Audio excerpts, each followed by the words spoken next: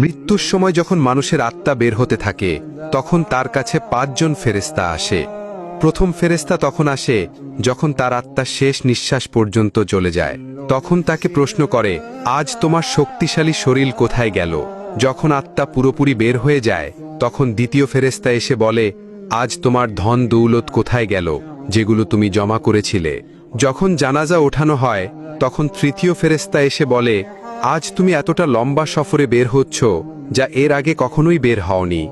আজ তোমাকে এমন এক ঘরে শোয়ানো হবে যেখানে নিঃশ্বাস নেওয়ার মতো জায়গা নেই।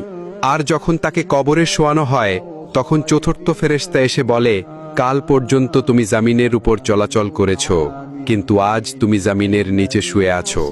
কাল পর্যন্ত তুমি হাসছিলে, কিন্তু আজ তুমি কান্না করছো। কাল পর্যন্ত সবাই তোমার সাথে ছিল, আর আজ তুমি একা।